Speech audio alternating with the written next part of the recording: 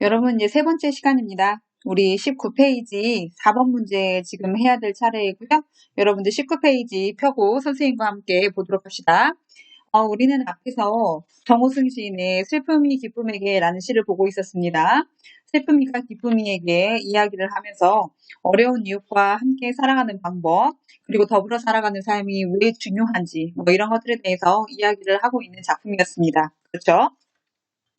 자, 그러면 우리는 이어서 19페이지 4번 문제에 있는 이 작품에 사용된 표현 방법을 파악해보자. 이 부분부터 함께 살펴보도록 하겠습니다.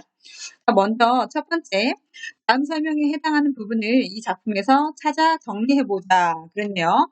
자, 여기서 보면 사람이 아닌 것을 사람에 빗대어 사람이 행동하는 것처럼 표현하는 방법, 이 방법을 우리는 이렇게 얘기했습니다. 뭐라고 얘기하죠, 이것을? 의인법이라고 얘기합니다. 의인화라고도 얘기하고요. 그런데 이 의인법이 우리 작품 어디에서 사용되고 있냐? 자, 요거는 당연히 어디서 사용되고 있냐면 시 전체에서 모두 사용되고 있죠. 왜냐면 우리 시의 화자는 슬픔이고 청자가 기쁨인데 슬픔과 기쁨은 실제로 말하지 않죠. 자, 그래서 슬픔이가 기쁨이에게 이야기를 한다는 이 설정 자체가 모두 다 의인법이라고 할 수 있습니다. 그렇죠? 그리고 두 번째 방법. 겉으로 보기에는 모순된 말이지만 그 속에 진리를 담고 있다. 이거 우리가 뭐라고 했었죠? 우리는 이런 것을 역설이다. 이렇게 얘기했었습니다. 역설법이 사용이 되었죠. 자, 우리는 역설법 사용된 부분 지금 여러 번 체크를 했습니다. 이 부분이죠? 두 번째 행위였던가요? 나는 너에게 이제 사람보다 소중한 슬픔을 주겠다. 이 부분이 있었죠. 자, 이 사랑보다 소중한 슬픔.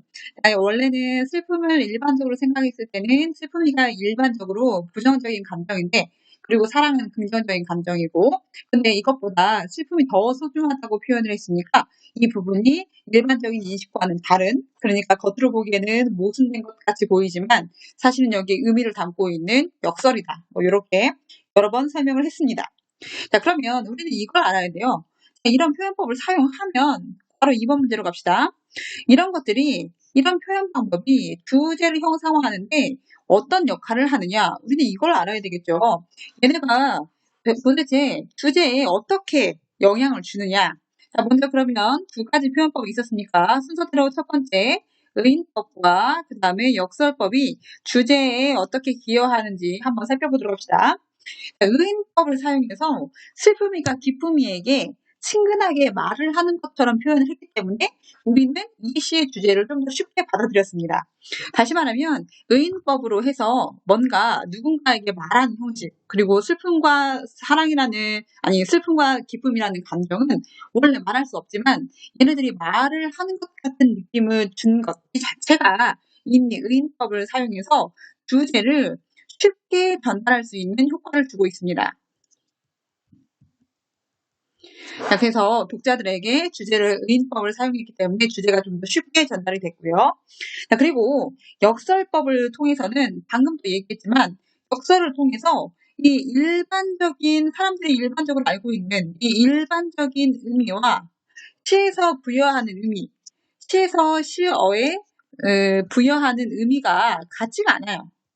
그러니까 우리는 슬픔을 부정적으로 생각하지만 우리 시에서는 슬픔을 아주 긍정적인 감정으로 생각하고 있으니까 그래서 이 역설법을 통해서 일반적인 의미와 우리 시어의 의미가 좀 달라요.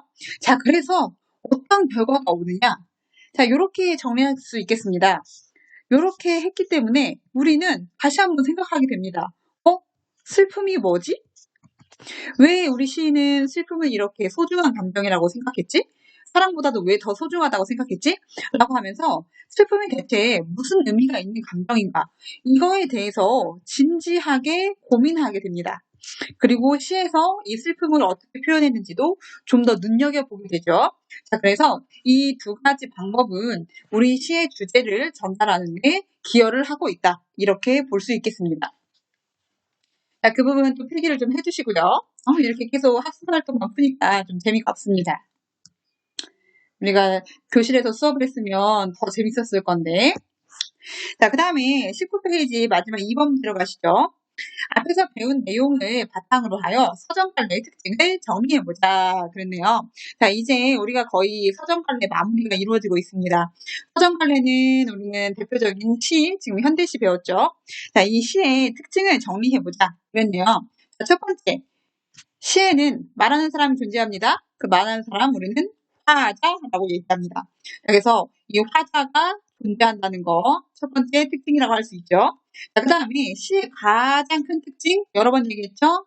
운율이 있습니다. 리듬이 있어요. 그냥 줄글이 아니라 운율이 있는 리듬감이 있는 언어입니다. 그래서 운율이 존재한다는 거 이런 것들 중요한 서정적 갈래의 특징이라고 할 수 있습니다.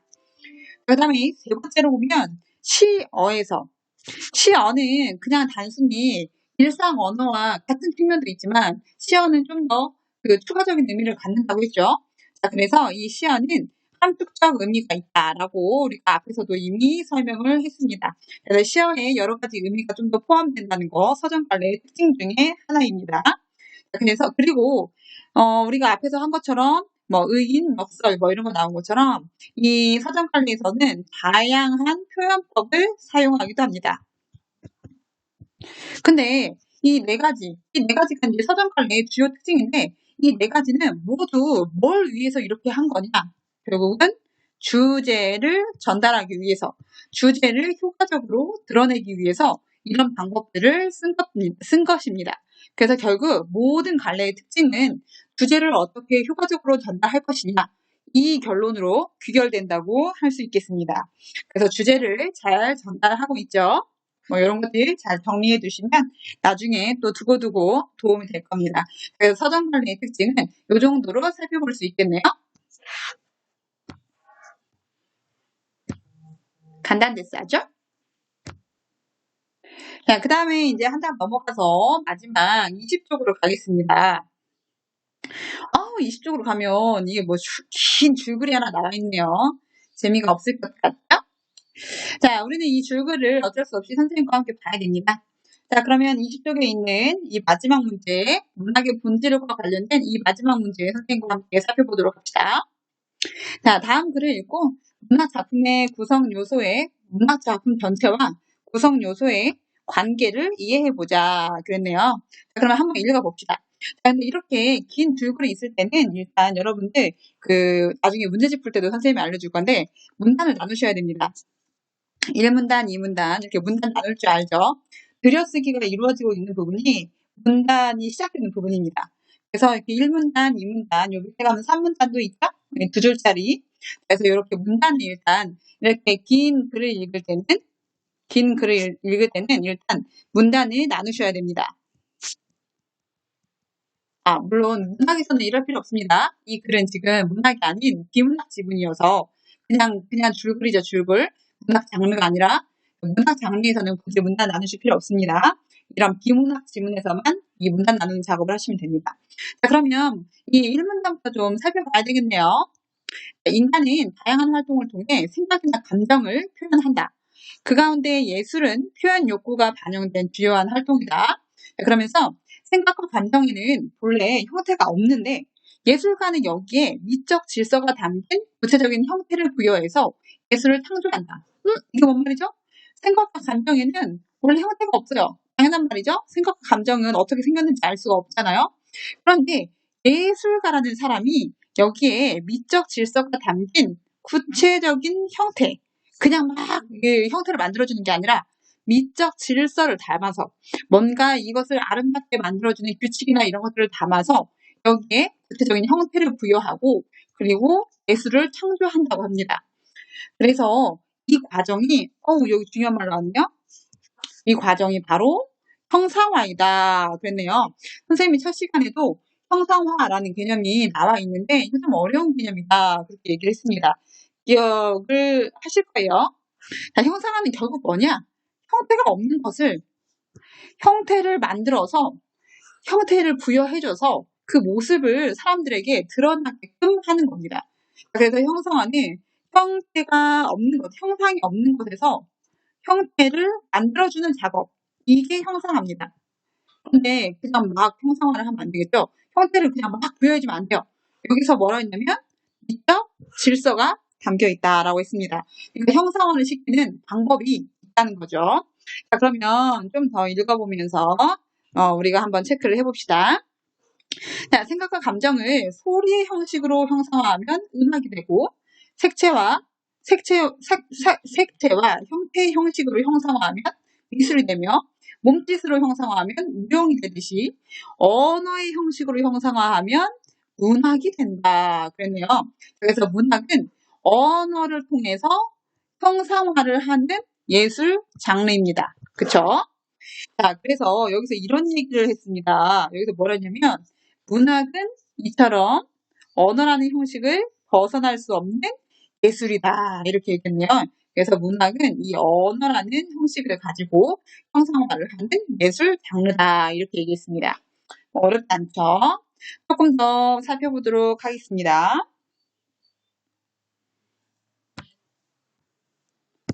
자, 2문단부터 좀 더 살펴보면 이제 2문단, 3문단 보고 마무리할 건데요.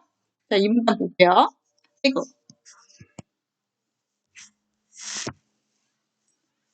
2문단을 함께 봅시다. 2문단과 3문단, 아까 3문단 안 나와 있었죠, 화면에. 3문단이 맨 마지막에 두 줄로 나와 있습니다. 자, 그러면 이 2문단부터 살펴봅시다, 좀 더. 그런데 모든 생각이나 감정을 언어로 형상화하면 문학이 되는 것일까? 그렇지는 않다. 문학은 궁극적으로 개인이나 공동체의 아름다움이나 진실과 같은 가치 있는 내용을 담고 있어야 한다. 여기에 엄청 중요한 말이 지금 나왔습니다. 뭐라고 했냐면 이렇게 얘기했어요. 문학은 궁극적으로 개인이나 공동체의 아름다움이나 진실과 같은 여기 가치 있는 내용을 담고 있어야 한다. 문학의 조건입니다. 문학은 아무 내용이나 막 쓴다고 해서 이게 문학이다, 예술이다 이렇게 평가하는 게 아니에요. 문학은 뭔가 가치 있는 내용을 담아야 합니다. 그래서 따라서 문학은 가치 있는 내용을 언어라는 형식으로 형상화하여 표현한 예술이라고 할 수 있다. 따라서 이유가 아주 중요하죠. 문학은 가치 있는 내용을 언어라는 형식으로 형상화해서 표현한 예술이다. 자, 여기서 중요한 거 가치 있는 내용. 아무 얘기나 하면 안 돼요. 가치 있는 내용을 얘기해야 됩니다. 그리고 언어라는 형식을 필수적으로 써야 하며 이런 형식에 맞추어서 형상화한 것이 바로 문학이다. 이렇게 얘기하고 있네요. 그러면서 다시 말해 문학 작품은 언어라는 형식. 여기도 왜 이렇게 중요한 내용이 많아요. 자, 다시 한번 체크합시다. 자, 그래서 결국 문학 작품은 언어라는 형식, 가치 있는 주제라는 내용, 형상화된 표현이라는 구성 요소를 갖추고 있다. 이렇게 얘기했네요. 그래서 결국 여기서 얘기하고자 하는 것은 문학은 언어라는 형식을 갖추고 있으며 가치 있는 주제라는 내용을 포함해야 되고 그리고 여러 가지 표현법, 기법을 통해서 형상화해야 한다. 이런 조건을 주는 겁니다. 그래서 문학을 내용 형식으로 이루어진 것으로 보는 경우도 많은데 그것은 언어 형식과 형상화된 표현을 포괄적으로 형식화한 것이다. 라고 해서 좀 더 설명을 해주었습니다. 자, 그러면서 마지막 문단. 문학의 각 구성 요소들은 서로 긴밀하게 결합하여 하나의 문학 작품 속에 녹아 있는데 이를 여기 맨 마지막 유기적 관계라고 한다. 유기적이라는 것은 서로 계속 깊숙이 연결되어 있다라는 뜻입니다. 그래서 문학의 이 각 구성 요소들, 문학의 구성 요소는 지금 뭐라고 했죠? 언어라는 형식, 그리고 가치 있는 주제라는 내용, 그리고 형상화된 표현이라는 표현, 이 형식과 내용, 표현이 이 세 가지가 모두 긴밀하게 결합되어 있는 유기적인 관계다. 이렇게 설명을 하고 있습니다. 자, 그래서 문학의 본질이라는 것에 대해서 이렇게 우리에게 설명을 해줬는데 자, 그러면 여기 맨 밑에 있는 1번 문제 풀고 갑시다. 문학은 어떤 구성 요소로 이루어져 있는지 정리해보자 그랬네요. 자, 우리는 이거 뭐 쉽게 정리할 수 있죠. 문학은 어떤 구성 요소로 이루어져 있느냐 해보죠. 문학은 이렇게 이루어져 있었죠. 이렇게. 문학은 내용, 형식, 표현으로 이루어진다라고 했습니다. 자, 그래서 이 내용은 가치 있는 내용이어야 되고 그 다음에 형식은 언어를 사용해야 되며 그 다음에 이런 표현법을 통해서 형상화의 과정을 거쳐야 된다 그랬죠. 자, 그래서 문학은 내용, 형식, 표현으로 이루어진다 이렇게 얘기할 수 있겠습니다. 간단하죠? 엄마나 너무 멀리 와버렸네요. 잠시만요. 선생님 페이지를 찾겠습니다. 자, 그러면 우리에게는 지금 20페이지 맨 마지막 문제만 남아있죠?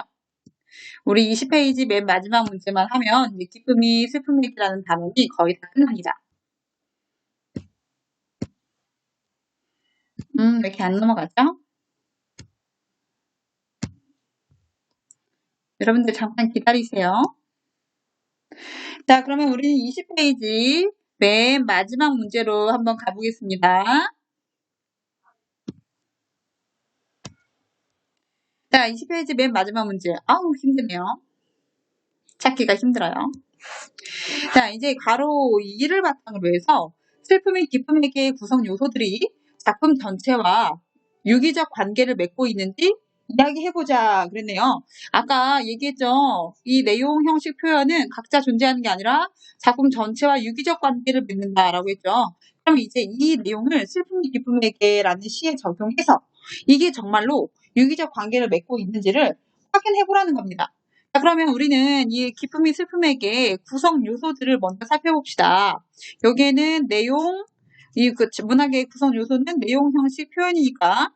자, 그러면 슬픔이 기쁨에게는 내용 형식 표현, 요거를 어떤 걸 썼는지 한번 살펴봅시다. 자, 일단 슬픔이 기쁨에게라는 시의 내용은 뭔가 소외된 이웃, 이 소외된 이웃들에 대해서 얘기를 하고 있었죠. 그러면서 이 소외된 이웃과 더불어 사는 삶, 이거 얼마나 중요하냐, 이거 얼마나 가치 있는 것이냐, 뭐 이런 것들에 대해서 얘기하고 있었습니다. 그리고 소외된 이웃에 공감하는 삶, 뭐 이런 거에 대해서 이야기를 하고 있었죠. 그래서 이런 내용을 담고 있습니다. 자, 그 다음에 형식. 형식은 아까 우리 문학은 어떤 형식을 가져야 된다고 했죠? 언어라는 형식을 써야 한다고 했죠? 자, 여기서는 언어라는 형식을 당연히 썼죠. 지금 글로 쓰고 있으니까. 자, 그 다음에 그 표현법을 활용해서 형상화를 해야 한다고 했습니다. 문학은. 그러면 이 슬픔의 기쁨에게는 표현법을 썼냐? 표현법을 당연히 썼죠. 자, 우리가 앞에서 정리한 것처럼 의인법, 역설법 이런 것도 썼고요. 난 너에게 뭐뭐 하겠다, 뭐뭐를 주겠다, 뭐 슬픔을 주겠다, 뭐 하면서 뭔가 우리 화자의 의지를 드러내는 말투도 썼습니다. 이런 것들 다 표현법이라고 할 수 있죠. 자, 그리고 뭔가 언어에서도 운율이 있는 그런 언어를 사용하기도 했죠. 반복을 통해서 운율을 형성했죠. 자, 그래서 이런 내용과 형식 표현이 모두 잘 유기적으로 연결이 되어 있었습니다. 자, 근데 유기적으로 내용 형식 표현이 연결돼서 결국 뭘 얘기하냐? 모든 문학 작품을 쓴 이유는 하나예요. 작가가 뭔가 독자에게 전달하고자 하는 바를 전달하려고 쓴 거죠.